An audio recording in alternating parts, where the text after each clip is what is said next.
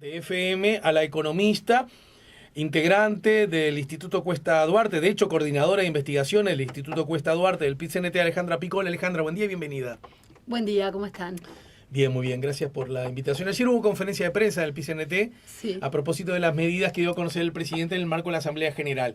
Y en esa conferencia quedó claro la mirada muy crítica que tiene la Central de Trabajadores a propósito de esas medidas, ¿no? Sí. El presidente ha dicho cosas que suenan como de algún modo, desde la perspectiva siempre política, pero mira, ayer estuvo tu colega Ignacio Munjo acá conversando y dice algo que yo me atrevo a suponer que en eso coincide. Me atrevo a suponer que en muchas cosas no. ¿Voy bien? Puede ser, sí. Y él habla... él reivindica los inmensos, muy fuertes vasos comunicantes que hay entre la política y la economía. Ah, sin duda. Ahí coincidimos, sí, ¿verdad? Coincidimos. Viste que no estaban tan equivocados. Totalmente. Y en ese costado, desde ese lugar, el presidente hace un comentario de fuerte vocación política, como no puede ser de otra manera, pero me parece que también es interesante. Dice, pero che, resulta que nosotros bajamos impuestos y no les gusta que bajemos impuestos. Primero porque favorece a algunos que ellos entienden que son ellos por ustedes, ¿no? Ponele, ¿no? Les parece que no deben ser tan beneficiados. Pero después dicen, ayer lo dijo Marcelo Abdala, la montaña parió, acá yo ya le meto cosa mía, la montaña parió un ratón. ¿Pero cómo? Entonces si es tan chico no debería molestar tanto, porque es chico eso, que desde el punto de vista estrictamente político, luce como de sentido común. Y terminando diciendo, claro, lo que pasa que ellos, ahí no tanto por el PIT-CNT, supongo que al gobierno de la centroizquierda, del Frente Amplio, son los que pusieron esos impuestos y por lo tanto tocarlos les molesta. Más allá de ese run-run, pero yo creo que a veces se desacredita el run-run político, como si no tuviera, porque todo en definitiva responde a una mirada política de las cosas, ¿no es cierto? Ni que hablar. Hasta ahí vos elegís una mirada económica porque te respalda o... Lo que hay atrás es una decisión política. Una vez que se definió también políticamente que había espacio fiscal, porque eso depende también de las propias metas que se va fijando el gobierno en torno al déficit, hay una decisión política de dónde volcar esos recursos o ese sacrificio fiscal. Es una decisión.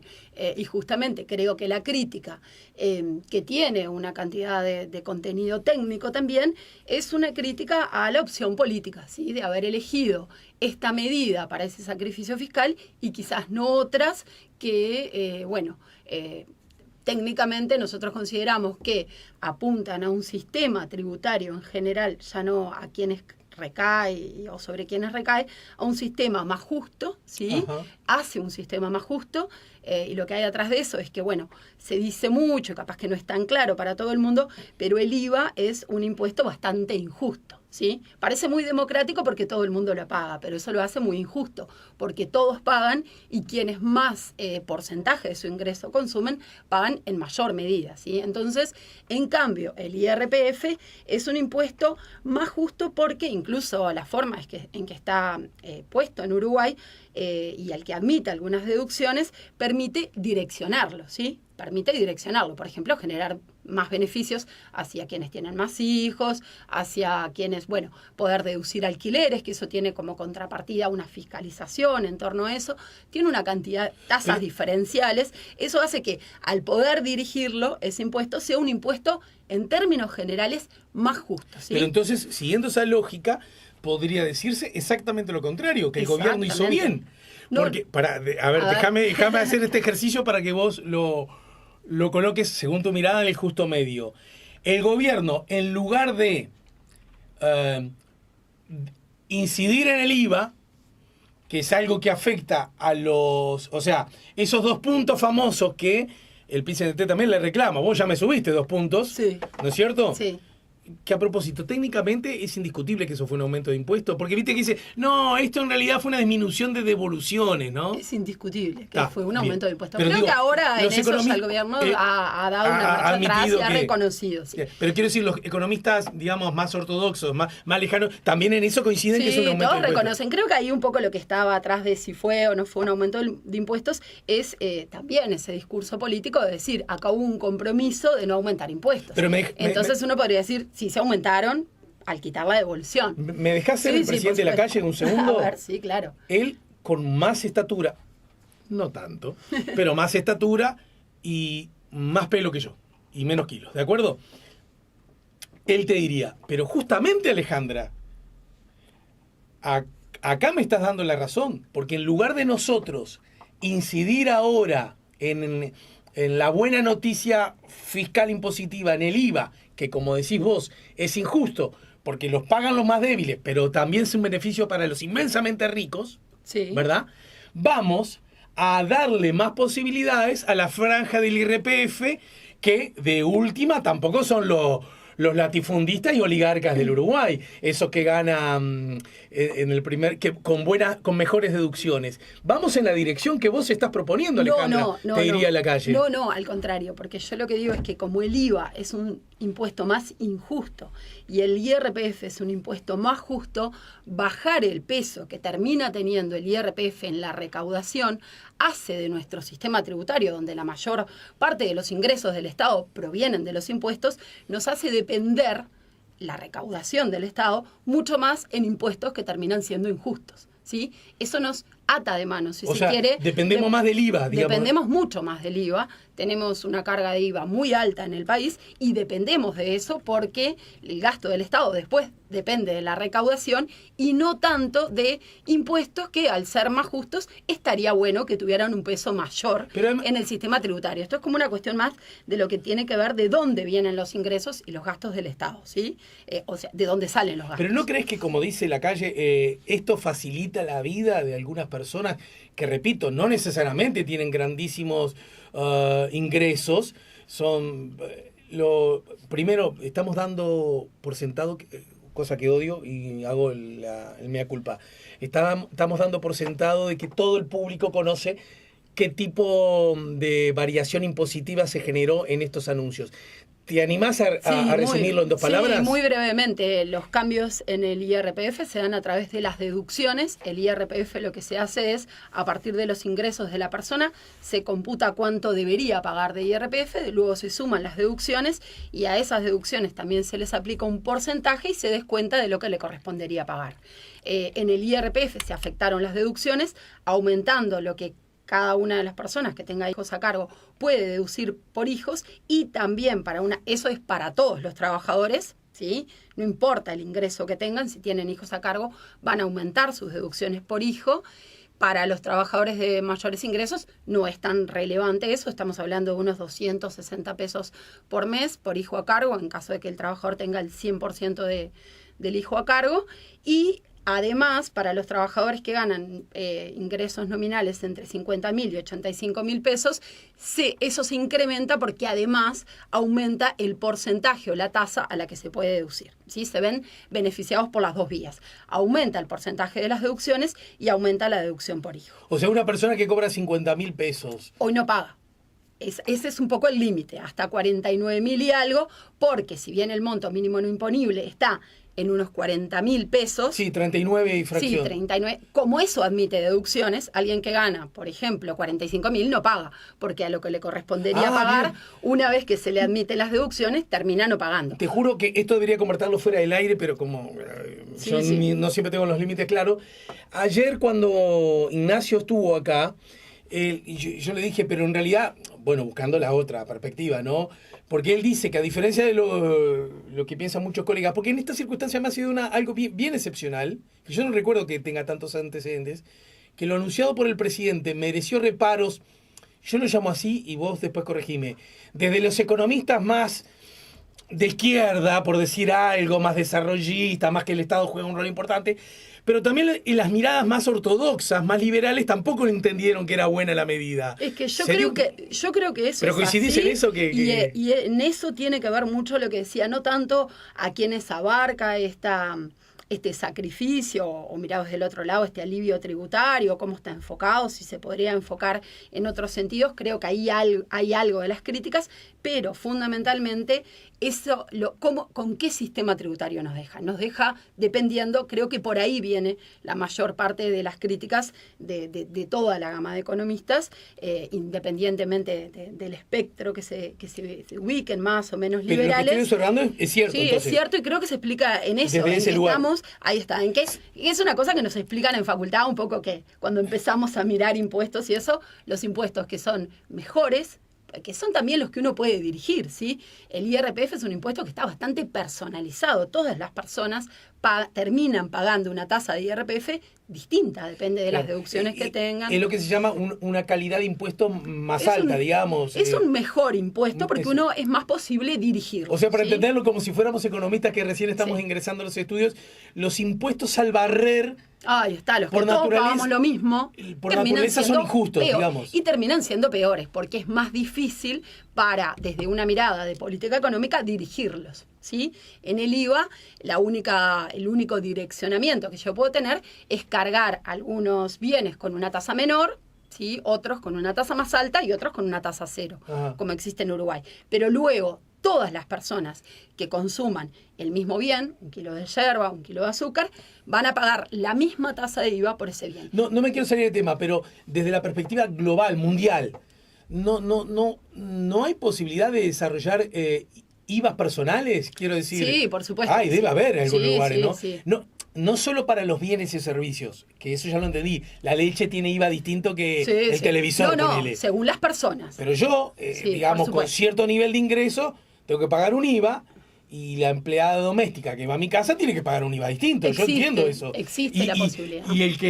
Y el dueño de la compañía de aeronáutica, en el cual cuando yo me voy de viaje le compro el boleto, es a su vez otro distinto. ¿Hasta ahí estaríamos bien? Sí, eso existe la posibilidad. Eso también depende de porque cómo hacemos para que las distintas personas puedan pagar distinto IVA. Y bueno, ahí deberíamos como que desandar un poquito ese camino que empezamos con la LUC de salirnos de los medios electrónicos de pago para que las distintas personas puedan tener o acceder a distintos tasas de IVA por el mismo bien. Tendríamos que volver a generalizar, digamos, los medios de pagos electrónicos. Volviendo un escalón atrás, ayer cuando Ignacio dijo, mira, yo soy de los pocos que entiende que el anuncio del presidente fue bueno, él decía, asumía eso que era como bastante excepcional, porque de alguna manera implicaba que personas que necesitaban, que les iba a venir bien una menor carga fiscal, y yo, usando ese otro argumento, pero porque él era el interlocutor, le dije algo que después me lo quedé pensando si cometí un error, y ahora me di cuenta que no, porque él me dijo, bueno, de 30.000 pesos no me parece tanto, y yo le dije, no, pero el beneficio abarca recién a los que cobran por encima de 50.000. Por encima de 50.000. O sea que le dije bien, no le dije mal, ¿no? Sí. Ojo. No significa que las personas que cobran 52.000 pesos tiran manteca para el techo. No, ¿verdad? porque eso en también realidad está claro, ¿no? Claro, es que ahí está. Los que quizás ganaban 55.000 pesos, dependiendo de si tienen o no hijos a cargo y de las deducciones que dan, quizás hoy no paguen tampoco, si tienen mayores deducciones, hijos a cargo. O quizás pagaban muy poquito, entonces dejen de pagar, pero el beneficio que vean, no sé, que 300 pesos, sí, de repente. Y quizás alguien que esté más cercano al techo de esos 85.000 pesos nominales, si tiene 2 hijos a cargo, pueda tener un beneficio más relevante, de más de 1.500, quizás 2.000 pesos. Pero esa persona, es el techo ponele, del beneficio. Que gana 85.000 pesos y que ahorra 2.000, 1.500, 2.000. Si tiene 2 hijos a cargo, sí. Ponele. Bueno, tampoco estamos hablando que son los dueños del país, que de pronto es un profesional. Quiero decir, ¿por qué? Yo lo grosereo, ¿eh? ¿Por qué el PCNT se enoja con que esa persona que gana 80.000 pesos pague ahora 1.500 pesos menos de impuestos? No. Creo que no viene por ahí, porque quizás seguramente también esos sean sectores que se han visto en algunos casos. Y además puede ser asalariado y es más, hasta afiliado al PCNT puede serlo también. Sin duda sea un trabajador asalariado. Yo me veo beneficiada por la medida al tener hijos a cargo. La pregunta es si somos los sectores que más lo necesitamos. Claro. Porque muchas veces el gobierno argumenta que hay otros sectores, los sectores más pobres, que ya tienen otros beneficios tributarios, otras transferencias. Entonces, ahí me parece que lo que está bueno es mirar cómo es la distribución de ingresos en nuestro país. Y cuando hablamos de las transferencias que dirige el Estado hacia la población más pobre, estamos mirando como el 10-15% de más bajos ingresos de la sociedad. Y cuando miramos el IRPF estamos hablando del 30% de los hogares de mayores ingresos. Entonces en el medio también hay un mundo de trabajadores a los que esto no les llega. ¿Sí? Es muy interesante, claro, porque es verdad, se ha logrado instalar la idea de que cuando vos decís, no, pero no son los que más lo necesitan, y que el gobierno te dice, sí, claro que no son. Para esos ya hay herramientas del Estado que nosotros mantenemos, y trucu, que para ellos llega. Y vos lo que decís que entre unos y otros hay un sector muy grande de ciudadanos que de pronto no reciban esa asistencia directa del Estado, pero que tampoco recibe este beneficio y que se quedan, digamos, colgados del pincel. ¿Es sí, por ahí un poco? Sí, y que seguramente también sean los que se han visto afectados negativamente, no solo por la caída del salario real, sino también por ese incremento de los 2 puntos de IVA, por el cambio que se hizo en cómo se venían incrementando las franjas de IRPF. Pero el presidente dijo otra cosa a propósito, ahora me acordé, a propósito del IVA, ese 2% menos que ahora recibimos como descuento. Sí.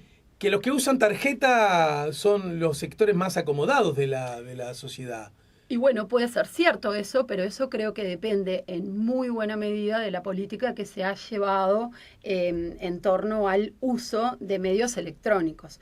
La política que se había dado de inclusión financiera, un poco a lo que aspiraba, era justamente a que los sectores más pobres o incluso los sectores medios pudieran acceder a medios electrónicos de pago. Hoy, en general, los sectores más vulnerables, los sectores de menores ingresos, ni siquiera las personas más pobres y a las que se dirigen las transferencias del Estado, no tienen acceso a los bancos. Cuando van a pedir un préstamo tienen... porque muchas veces no tienen situaciones crediticias deseables, no usan tarjetas de débito porque no están bancarizados. Pero tampoco. esa baja de IVA que se consagró durante el gobierno del Frente Amplio de los 4 puntos, ¿no? Iba también de la mano con que todas las personas pudieran acceder, o sea, la obligatoriedad de los pagos de salarios a partir de medios electrónicos, lo que hacía es que una cantidad de personas a las que le pagaban en efectivo pudiera acceder a una cuenta en el banco que eligieran. Y esa cuenta no solo le daba una tarjeta de débito a partir de la cual le iban a descontar los 2 puntos de IVA, sino que le permitía acceder a una cantidad de beneficios en ese banco que hoy esa población en general no los tiene y termina pagando cuando necesita un préstamo, termina pagando tasas mucho más altas. O sea que entonces, las dos cosas venían de la mano. Hoy no me extraña, porque se fue para atrás. ¿Se retrocedió, decís vos? Exacto. ¿Pero que con el actual gobierno o es que nunca se llegó a concretar con el anterior gobierno? No se terminó de concretar porque era en procesos. La inclusión financiera no terminó de llegar a todos los sectores. Recuerdo que la obligatoriedad del pago de salarios con medios electrónicos, por ejemplo, no terminó abarcando a las trabajadoras domésticas. Había sectores que tenían algunas particularidades, entonces iba a ir avanzando de manera gradual, escaladamente. La LUC retrocedió en eso, entonces hay muchos sectores que sí quedaron por fuera. Entonces, hoy no me extraña que sean los sectores más altos los que tienen acceso a eso. Pero entonces, volviendo a eso que se entiende clarísimamente, resulta razonable decir, no, pero ¿para qué voy a devolver esos 2 puntos de descuento del IVA si igual a los que más lo necesitan, de acuerdo al reclamo del PIT-CNT, igual no le va a llegar a ellos? Claro, bueno, igual ahí creo que la pregunta es ¿por qué no les va a llegar? Porque esa es otra cuestión, y es que en general cuando se dan rebajas del IVA, y esto pasó cuando se implementó la reforma tributaria en el año 2007, ahí el gobierno del Frente Amplio bajó una cantidad de impuestos, entre ellos el IMESI, y lo que se vio es que a la gente no le llegaba. ¿Sí? Porque acá en Uruguay no estamos acostumbrados a que uno va al supermercado y está el precio del bien desagregado el IVA. Entonces, esa rebaja del IVA, en ese caso en 2007, la rebaja del IMESI, no le llegó enteramente a los hogares y quedó un poco en la cadena de ventas, en alguna parte de la cadena. Entonces, lo que permitía la inclusión financiera es justamente la devolución. Lo que hacía es que, como quedaba claramente marcada, no había manera, te la devolvían, no te lo podían cobrar de más. ¿Sí? Entonces, creo que las dos cosas van de la mano. Entonces, decir que hoy son las clases o los sectores de ingresos más altos quienes usan medios de pagos electrónicos, sí. Pero eso también se explica por la política que se viene llevando a partir de la LUC y previamente, cuando ya se sabía que se iba a implementar eso, de, en definitiva, quitar el acceso a esos medios de pagos electrónicos a sectores que, bueno, históricamente no lo habían tenido, pero que se planteaba que se fueran incluyendo financieramente. Ajá. ¿Por qué los sectores de mayores ingresos usan medios de pagos electrónicos? Porque es mejor, porque tienen acceso al sistema bancario, a sistemas que les cobran mejores tasas, ¿sí? O con los que pueden acceder a una cantidad de servicios que la otra población queda fuera. ¿sí? O sea que aquel argumento... Creo que las dos cosas van de la mano. ¿sí? Yo recuerdo que el centro derecha en Uruguay les reprochaba al centro izquierda político y a los trabajadores en particular, mirá estos, haciendo esfuerzos por la bancarización de los más frágiles, de los más débiles, los que menos tienen, para beneficiar al sistema bancario, ¿verdad? Como que el pensamiento progresista de los trabajadores se había pasado del lado de los ya no de los bancarios, sino de los banqueros. Bueno, eso lo escuchaste 72 millones de veces, ¿no? Y quizás el sistema financiero, la banca, que, bueno, seguramente esté sacando su tajada de ese acceso que pueda tener la gente de EBU, yo se lo he preguntado muchas veces, hago un paréntesis, me dice que era exactamente al revés, que los grandes bancos no tenían interés de recibir al chiquitaje, no lo dudo. Porque les ocasionaba problemas burocráticos de organización para un público que en general no les iba a traer grandes beneficios. No lo dudo. O sea, yo no sé cómo se dio la negociación con el sistema financiero concretamente. Sí, es claro que la inclusión financiera lo que hacía era incluir a personas que antes no eran atractivas para los bancos, no eran atractivas para el mercado. ¿Sí? ¿Y por qué no eran atractivas? Y bueno, y que se terminaban financiando, como decía antes, en peores condiciones. ¿Sí? Entonces, creo que la inclusión financiera era también una democratización de ese uso de medios electrónicos que por algo, ¿sí? Los sectores de mayores ingresos lo hacen. Entonces, creo que hoy decir, bueno, pero los sectores de ingresos más bajos, sí, ya lo sabíamos que no son los que más lo usan. Pero ¿por qué no lo usan? Porque no tienen acceso a que había un proyecto para que así fuera y se revocó. Está bien, pero en todo caso se revocó usando las normas vigentes. No, ni que hablar. Con la ley, que incluso fue consultada a la población y por poco, pero fue ratificado. Así que sobre eso, digamos, no hay mucho más que hacer, excepto... simplemente ver que ambas cosas van de la mano y que sí es cierto que hoy plantear una rebaja generalizada para todo el mundo de 2 puntos de IVA, que no fuera a partir de los medios electrónicos, y bueno, habría que tener mucho cuidado en cómo implementarla y que eso no terminara quedando en la cadena y no llegando a quienes queríamos llegar. No significa que no se pueda hacer. Bueno, pero el presidente de alguna manera podría decirse, los gobernantes actuales podría decirse que entonces tienen razón, porque dice, ¿ves? Que si yo te planteo a vos, Alejandra, déjame hacer la calle de vuelta, si yo te planteo a vos, Alejandra, bajemos el IVA, vos me vas a decir, pero es un impuesto que termina siendo como injusto, porque en realidad los que se van a ver más beneficiados no son necesariamente los que menos tienen, sino los que más se tienen. Yo te preguntaría, ¿cuál sería la herramienta? Bueno, quizás podría ser porque el haber quitado la obligatoriedad de los medios de pagos electrónicos no significa que un trabajador, creo que ahí la cuestión está, bueno, que uno cuando negocia en particular cuando ingresa en un nuevo trabajo, está como en una situación de desventaja, ¿no? Siempre el trabajador puede negociar de qué manera o en qué banco quiere que le paguen, y si es por medios electrónicos. Porque recordemos que ahora es fruto de una negociación. Exacto. De una presunta negociación igualitaria, exactamente. Pero todos los que hemos laburado sabemos que igualitaria no es. Sí, dejó de ser obligatorio. Pero, sería muy difícil pensar si hubiera un incentivo adicional de parte de los trabajadores por más descuento de IVA en esa negociación, que es lo que terminaría pasando. Que vos decís que de pronto el trabajador diría, y no, págueme, maestro. Claro, porque al quitar esa devolución también se quitó ese incentivo al pago con... Igual tenés un 2%, Todavía hay 2 puntos, exactamente. Que sería... pero entonces, retomo la pregunta. El PIT-CNT a través de... Sí, una cosa más que quería decir. Creo que lo de la montaña parió un ratón no venía solamente por el monto que individualmente puede representar para los trabajadores, que decíamos que en el caso de un trabajador cercano a los 85 mil pesos nominales al mes y con 2 hijos a cargo puede llegar a ser de relevancia, más de 1.500, 2.000 pesos. Creo que era un poco porque los anuncios habían sido, la ministra había dicho que iba a ser que iba a tener un impacto significativo, la Comisión Fiscal Asesora había hablado, el impacto que esto podía tener en las cuentas públicas. Entonces, hoy vemos que abarca, en el caso de los trabajadores, de manera significativa, a un conjunto más acotado de la población. Claro. Entonces creo que por ahí viene también lo de la montaña parió un ratón. Ojo, esto no es para todos, en todo caso las deducciones por hijo, que pueden ser para todos, van a ser bastante pequeñas para los trabajadores de mayores ingresos, y en todo caso esto se está concentrando solamente en el 30% de los hogares más ricos, que son los que pagan IRPF. Pero entonces, a ver, si yo tuviera que resumirlo con cierta imparcialidad, podría decirse que en efecto no son medidas que desde la perspectiva del volumen que resigna el Estado de ganar sean muy grandes. ¿150 millones? Con las de las empresas también 110 en el caso de las personas, lo que sería IRPF y IAS. Estamos hablando de unos 110 millones anuales, esas son las estimaciones. 110 millones, sí. Que no parece ser tanto. No parece ser tanto. Y que por lo tanto no benefician ni tanto ni a tantos. Ni a tantos. Y bien. Creo además... Pero entonces, a ver si... Sí. Esto ya es de más de dimensión política, pero como ya acordamos que dialogan, entonces... Si no afecta tanto en la recaudación y no beneficia ni tanto ni a tantos, no da para enojarse mucho. No.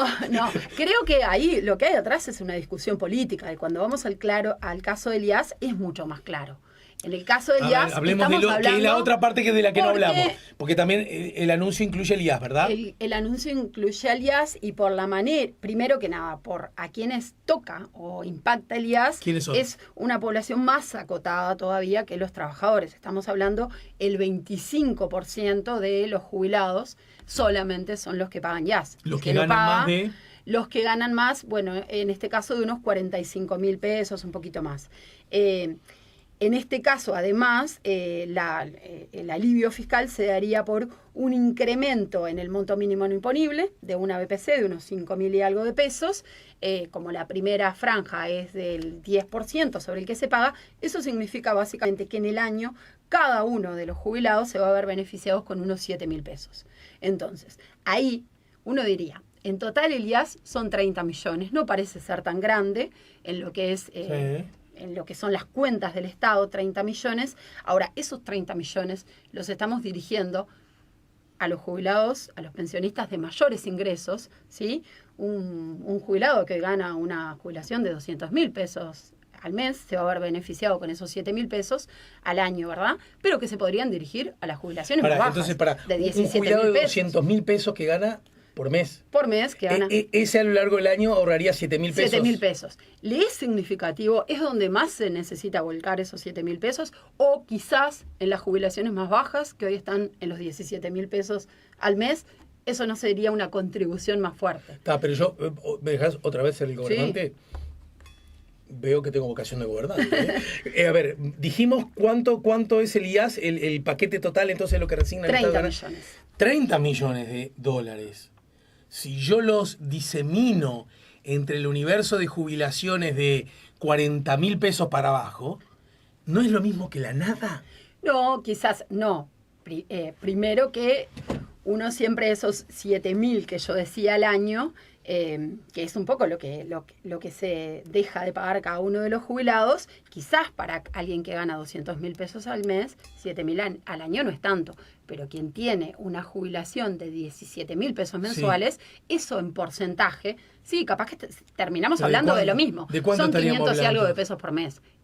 Ahora, para el que gana 17.000, eso es un salvataje más grande que para el otro. Pero es la misma cantidad de dinero, porque... Sería la misma cantidad de dinero que se podría volcar de otra manera. Pero para el que gana 17.000, ¿cuánto dijiste? 17.000 y algo, menos de 18.000 pesos es la jubilación mínima. Pero no serían 7.000 pesos al año. Si en lugar de haberse volcado al IAS, no, pero no son muchos más. No es el mismo dinero dividido, perdón, porque estamos... ¿El mismo dinero dividido entre más gente? No es un universo mayor los que ganan 7.000 que los que ganan... No, pero no estamos hablando de todos los que ganan para abajo. Yo decía por eso ir a atacar, por ejemplo, que es algo que en general se ha ido tratando de aumentar, que es la jubilación más baja. Los jubilados que están ahí, en ese mínimo y que perciben la jubilación mínima y que hoy no llega... que ronda los 18.000 pesos, ¿sí? Entonces, incluso si eso terminara siendo menos, creo que es más significativo para esa población. Y el otro argumento que esos jubilados que ahora a lo largo del año ahorran 7.000, y esos... con jubilaciones que además, acoto, en muchos casos están subsidiadas por el Estado, ¿sí? Como, a ver... y bueno, están subsidiadas porque el sistema en general, el sistema de jubilaciones y pensiones, está subsidiado, ¿sí? A partir de que... hoy estamos discutiendo una reforma. Vos decís que ahí está, el hecho de que reciban su jubilación entera, como corresponde, ¿verdad? Porque el Estado ya hace un esfuerzo entre todos para pagarla. Sí.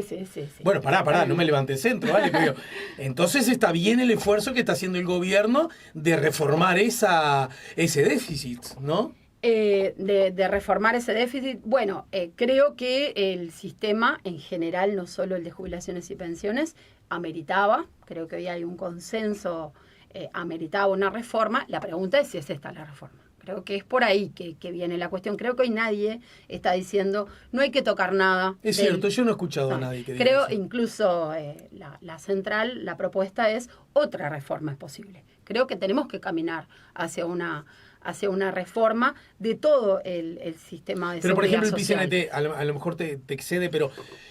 Sí, no son los temas que... Está bien, ya voy pero, abriendo el paraguas, está bien, son los está temas en los que... Yo mismo puedo entenderlo, pero sí. aún así, ¿no? Como estamos justo en el tema. Sí.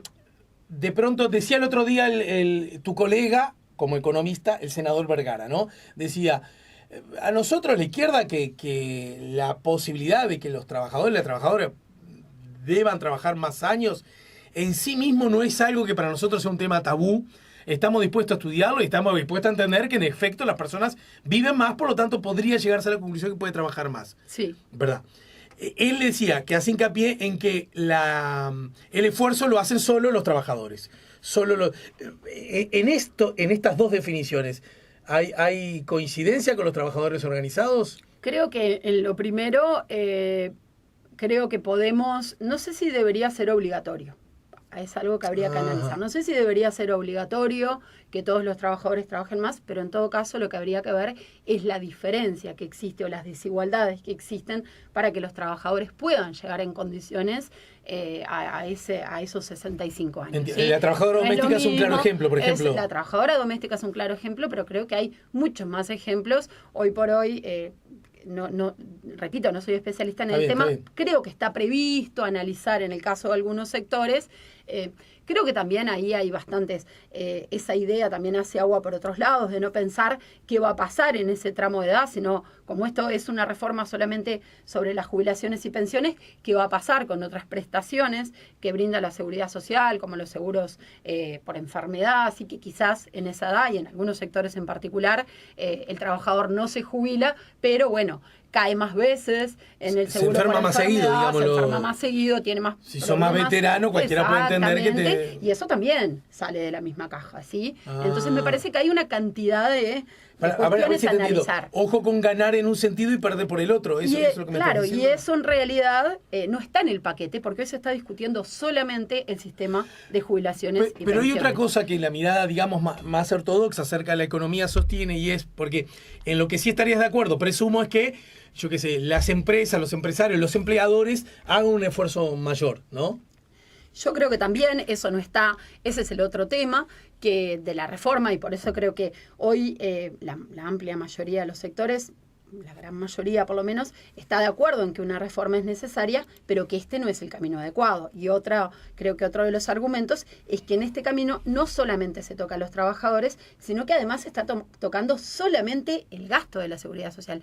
No hay por ninguna manera, o mejor dicho, se toca el gasto porque disminuyen las jubilaciones y los ingresos en algunos sectores, y los ingresos aumentan solo por la vía de más años de aportación, pero no se está pensando en ningún otro mecanismo. ¿Pero qué otro mecanismo de aumentar puede ser? Los ingresos? Porque se dice, el empleador ya está como en su capacidad última de aportar, y si afectamos eso, podríamos terminar afectando incluso el famoso tema, ¿no? El empleo. Bueno, o la supervivencia de la empresa como tal. Bueno, creo que eso es algo que habría que discutirlo. No sé si es una verdad tan absoluta. O que aplique para todos también, ¿no? Claro, que aplique para todos los sectores de actividad.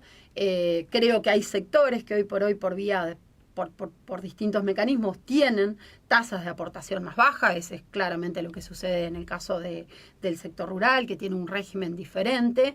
Entonces, bueno, me parece que hay que abrir el abanico. O sea, el kiosco que está enfrente aporta el empleador, quiero decir, el dueño del kiosco, que tiene a 2 muchachos trabajando, aporta más que un estanciero, por ejemplo. Y sí, puede suceder porque en el caso del sector rural el sistema de aportación muchas veces puede ser por hectárea y no por trabajador, y las estimaciones lo que muestran es que en relación a la masa salarial la tasa de aporte es más baja, no llega al 7,5% que aporta el resto de los sectores. Entonces, repito, Escuché que estaban en torno del 3-4. Ahí está, no soy especialista en el tema, pero creo que habría...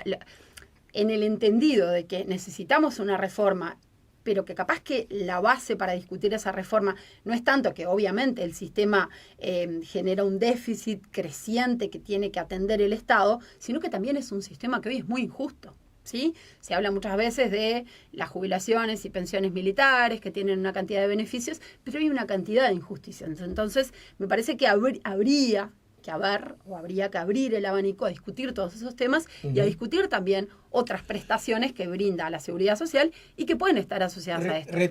Retrocedo con otra cosa que forma parte, como lo hablábamos más temprano, ¿no? Como de, digamos, de las lógicas políticas, ideológicas, que a mí, insisto, una y mil veces me parece perfecto que existan y que sean distintas y que se expresen en esa dirección, ¿verdad? Por ejemplo, se dice que estas personas, este universo, que como acabas de decir, tampoco son tantos y tampoco se van a ver tan beneficiados, y que, repito, podría ser un argumento para el gobierno de, bueno, entonces no te enojes tanto, pero eso forma parte del devenir político, que de todas maneras, al tener un pesito más, lo podrían volcar. Creo que el presidente fue interesante en el argumento que hizo. No, esta persona que va a ganar esos 7.000 pesos más por año, por ejemplo, ese jubilado, no es que eso lo va a destinar en irse a tomarse un viaje de vacaciones a las Bahamas, pero de pronto lo usa más en su entorno, en su familia, con los nietos, en el kiosco, en el almacén, en el supermercado, y genera una redistribución de ese volumen, de ese espacio de dinero. Eso no es una buena noticia. Eso seguramente seguramente sucedería si eso se hubiera volcado a otros sectores, capaz que, como decía hoy, no podríamos discutir si debería, porque es una decisión en definitiva de política económica, si debería ir para los sectores más postergados, para atender cuestiones como la educación, la vivienda, la pobreza infantil, algunas cuestiones más puntuales, o volcarse en ese medio, porque creo que lo que hay atrás, y a veces es como una discusión un poco más difícil, porque capaz que es más técnica, pero está en el imaginario de las personas que alguien que gana 60, 70 mil pesos por mes está en lo que hoy se deben llamar clase media o sector medio. Y cuando los técnicos miramos la distribución del ingreso, es decir, ordenamos los hogares o las personas según los ingresos que tienen, lo que vemos es que esa persona que gana 60, 70 mil pesos está en la parte más alta de la distribución. Entonces, eso es también una cuestión relativa, de dónde cada uno se ve que está y cuando miramos los números, dónde estamos. Entonces, por eso, nosotros quizás no estábamos... es una decisión de política económica, pero es cierto que la población más pobre está atendida a través de otras transferencias. Que habría que revisar. Poco, quizás, ¿no?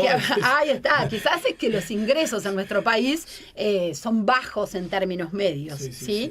Y quizás esa otra población está atendida a la población más pobre por otras transferencias que también deberíamos discutir, porque quizás estas transferencias habría que ver qué está pasando, porque es cierto que la pobreza no ha logrado disminuir, entonces habría que pensar cómo se atienden esas cuestiones. Pero saliendo de esa discusión, como decía hoy, en el medio hay un porcentaje muy grande de trabajadores que no llegan a los 50 mil pesos mensuales y que sin duda también lo volcarían al consumo y a la economía. O sea que el argumento de eso es que ese dinero valdría también para abajo para todos. A derramarse en los sectores de la economía en general, también aplicaría si hubieran sido los destinatarios de ese beneficio los sectores más bajos. Eso también aplicaría. Pero claro, sin duda fue una decisión de política económica de ver a qué sectores afectar. También te acordás que se dijo creo mucho, que ahí está. Promesa electoral. También hay una base electoral que creo que es indiscutible. En el caso del IAS en particular, y el presidente lo dijo en la conferencia o en la presentación que hizo ante la Asamblea General, que esto era una disminución que iba en línea con eliminar el IAS, que es... Que entienden un impuesto injusto por que naturaleza. Es una promesa electoral y bueno, ahí después podríamos discutir qué promesas se cumplieron, cuáles se dejaron por el camino. ¿Entendés que de la perspectiva económica no todas fueron cumplidas? Porque podría, ¿no? Bueno, la no caída del salario real no se cumplió. Uno podría decir pandemia de por medio, pero entonces también podría decir pandemia de por medio, esta promesa no la vamos a cumplir. Claro, entonces, si te sirve el argumento de la pandemia para bajarle el salario a los trabajadores... Quizás hoy podríamos decir, tenemos otras necesidades y no vamos a atender el IAS. A los que ganan 200.000 pesos, no, 200.000 no, le exageré para arriba, ¿no? No, año 200.000 se puede ver beneficiado. Pero con menos también, con menos también jubilado, ¿no? Sí, claramente. A partir de los 45.000 y algo. Y el beneficio, de hecho, para quienes ganan menos, en términos de su ingreso, va a ser más grande, obviamente. Te despido por hoy, Alejandra Pico, pero en todo caso, para tirar, ya que hablaste de esos temas, desde la perspectiva de los números, así que a mí se me ocurre siempre son los que importan al final del día, corrijo, los que más importan al final del día. ¿El Uruguay hoy tiene más o menos pobres que cuando empezó a gobernar? Pobres. Más pobres, está. Pero ahí es verdad que la pandemia necesariamente volcó la pobreza de un día para el otro casi. Siempre digo, el que vendía caramelos en la puerta de la escuela, ese se quedó sin laburo. El que acomodaba coches y recibía una moneda de cada... ¿No hay coches? Todo eso es cierto. Creo que ahí la pregunta es cómo se ha atendido y se va a seguir atendiendo. Y me parece que ahí es donde también, me atrevo a decir humildemente, que faltó de parte del presidente respuestas de cómo se va a atender con políticas concretas a esa población, ¿sí? Porque la economía creció bastante luego de la pandemia, ese crecimiento no se derramó y hoy estamos en un momento de quiebre en lo que se diría, bueno, pasamos a tasas de crecimiento de la economía y a tasas de aumento del empleo más bajas que las que teníamos. Y bueno, ¿cómo vamos a atender esas situaciones? Sin duda la pandemia generó un efecto muy grande, un shock muy grande para la economía y también en términos sociales, en términos de crisis. La pregunta es hoy, ¿cómo lo estamos atendiendo para que eso se logre revertir? Creo que viene por ahí. El otro aspecto, el salario. El salario, y las jubilaciones está más bajo, nadie lo discute, las autoridades lo sostienen. Pero también te dicen, este año se recupera. Es más, con los públicos ya se recuperó, ¿no? ¿Qué decimos de eso? Bueno, en realidad, con los públicos tienen firmado acuerdos para que para que se empiece a recuperar. Con los trabajadores del sector privado va a depender de la negociación colectiva y de vuelta ahí está el compromiso, pero no hubo ningún anuncio de cómo eso va a ser. También se había comprometido que el salario real iba a estar en el mismo nivel luego de la caída que tuvo en la pandemia en todos los sectores. Y luego, el año pasado, los lineamientos del Poder Ejecutivo para la negociación colectiva en el sector privado mostró que hubo un conjunto de trabajadores que se dijo, bueno, ustedes fueron muy afectados por la pandemia, no se les va a cumplir ese compromiso, que fueron los sectores vinculados a la hotelería, a la gastronomía, algunos sectores del transporte. Entonces, hoy se dice, se va a empezar. Bueno, ¿pero cómo? Porque en realidad todavía no sabemos cuáles van a ser los lineamientos. Al día de hoy estamos parados, que los trabajadores públicos sí ya firmaron algo. Tienen un compromiso, exactamente, de recuperar, sí. ¿Y qué recupera? ¿Sobre este año empiezan a recuperar, digamos? Sí, empiezan a recuperar y llegarían al final del periodo con el mismo salario, el mismo poder de compra que tenían en 2019 en una economía que genera más riqueza. Eso también vale decirlo. En el caso de los trabajadores privados, el compromiso está, pero no sabemos el cómo y no sabemos si eso luego, porque es una negociación también. Pero lo que quiero ir, ya que hablábamos recién de la promesa, que si ya se logró o está en vías de lograrse, porque hay algo firmado en los públicos, y de pronto en las negociaciones salariales de este año, que es un año clave de la perspectiva, y esto lo digo yo, preelectoral, y que va a jugar un rol seguramente, se podría llegar, y en caso que acuerden eso entre empleadores, empleados, y también el gobierno, que forma parte de las negociaciones tripartitas, ¿no es cierto? Podría llegarse a esa recuperación, podría llegar el gobierno cumpliendo la promesa de que no bajó el salario. Sí, es cierto, ahí se podría decir que no bajó el salario, pero sí hubo una transferencia de ingresos desde los trabajadores hacia otros sectores, porque había un compromiso de que no se iba a bajar el salario. Vino la pandemia, cayó la economía, la producción cayó, la generación de riqueza cayó, el salario cayó y también había un compromiso de que cuando la economía empezara a crecer se iba a empezar a recuperar. Eso no se dio, eso sucedió en 2021, no se empezó a crecer. Si hoy volvemos al final del periodo con el mismo salario que teníamos, en el medio vamos a haber perdido la participación en toda esa mayor riqueza que se está generando. Este año además el crecimiento económico es mucho más acotado, lo anunció la propia ministra, ¿no?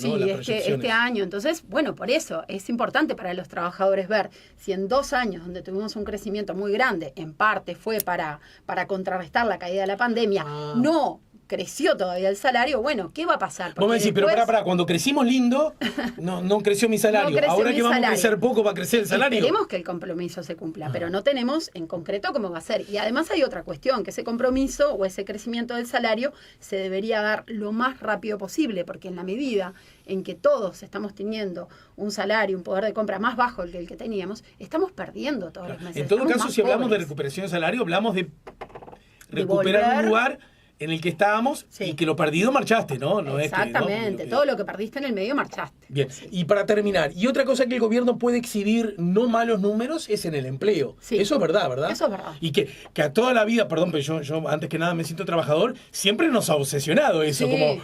como piedra fundamental. Tener laburo. Después vemos si Sí. mejoramos el salario, si mejoramos laburo, si mejoramos las condiciones de trabajo. Pero primero tener laburo. Sí, en el empleo tenemos, afortunadamente, datos bastante alentadores. Creo que hubo una recuperación del empleo en la pospandemia muy importante en 2021.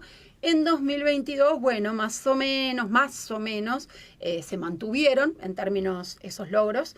En términos promedios sí hubo un crecimiento del empleo, pero porque habíamos tenido un primer semestre de 2021 muy malo. Cuando empezamos a transcurrir el año 2022 y miramos sobre fin de año, ya la situación no es tan buena como la que habíamos tenido en 2021. ¿Y la perspectiva para este año? Digo, porque el ferrocarril, por ejemplo, UPM en general ya va a contratar menos, ¿no es cierto? El ferrocarril Sí. creo que está en su etapa también un poco final. No sé qué va a pasar con los trabajos estos de la intendencia. Los programas sociales. Muy frágiles, pero Sí. bueno, que den un trabajo al fin, ¿no? Sí. Sí, son todos programas que son bienvenidos. Lo que pasa es que no son sostenibles para este año. Y es justo decir que hoy estamos con niveles de empleo un poquito más altos que los que teníamos en 2019. También que ese no era el mejor momento del mercado de trabajo en nuestro país. Veníamos de ya algunos años de... No quiero sacarte temas que no son los tuyos. Eso en buena medida explica el triunfo de la centro-derecha en Uruguay también, ¿no? Sí. Que la gente empezó a advertir que estaba sin laburo. Sí. Y estar sin laburo siempre es una debilidad de cualquier gobierno o cualquier signo, ¿no? Sí, bueno, ya ahí es un análisis más político, pero sí es cierto pero que cualquiera nosotros... puede entender, una economía que no da trabajo es una economía que pierde votos. Una opción política que pierde votos. Sí, también es cierto que si mirás hoy... aunque tenemos una situación de cantidad de ocupados, podríamos decir, un poco más alta que la que teníamos en 2019, que no era el mejor momento de nuestro país, hoy en la mayoría de las encuestas surge que el principal problema que ven los uruguayos es el empleo, o uno de los principales. Sí. Entonces, bueno, quizás sea la sostenibilidad del empleo, sí, porque en esas cosas que tú mencionabas, los programas sociales, bueno, la construcción que ha crecido mucho y luego, bueno, depende mucho de algunos factores más puntuales. Creo que la estabilidad del empleo es un tema. Para este año el gobierno anunció unos 12.000 puestos de trabajo más. Y bueno, vamos a ver si en este menor crecimiento de la economía, en esta situación de un contexto externo que es menos favorable, los precios internacionales. Nosotros tuvimos un pequeño shock de precios internacionales que nos favorecían mucho. Nos perjudicaban a los consumidores por la vía de la inflación, pero en términos productivos nos beneficiaban o beneficiaban a algunos sectores que también después derramaban, si se quiere, en materia de empleo.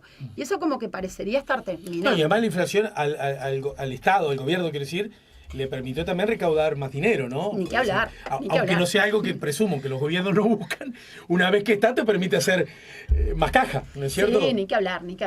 Entonces, bueno, vamos a ver cómo seguimos con eso. Hasta ahora no se puede desconocer que tuvimos una recuperación muy importante en la pospandemia. Vamos a ver cómo se sostiene esa recuperación en un contexto menos favorable. ¿En la escuela qué te decían por el apellido Pico? ¿Pico y Pala, no sé, Paco y Pico o no, nada? No, ¿sabés qué? Mi apellido es Pico Fumero y en realidad los chistes venían más que nada más por fumero, fumás, más por ese lado, por ese increíblemente, lado. sí. Mira, bueno, y no por el pico en sí mismo, No. Era la época en que nos decían los dos nombres, los dos apellidos en la escuela. ¿Eso te decían? Nunca me pasó eso. Mira, por los dos. Sí, bueno, capaz que porque Alejandra era un nombre bastante común, éramos varias Alejandra en mi clase, era como generacionalmente un nombre bastante común. ¿Vos de qué años decís? Sí, soy del 74, así que era bastante común, entonces era... ¿Qué mundial se realizó en el año 74? Ay, no me aprietes con eso. El primer mundial de Alemania. Mi hijo se muere, que sabe todos los datos. ¿Sabe quién lo ganó? Alemania. No, mi hijo se muere si ve que flaqueo en esas cosas. Bueno, decirle que te dé lecciones en ese sentido. Gracias, Alejandra. Nos reencontramos más temprano que tarde.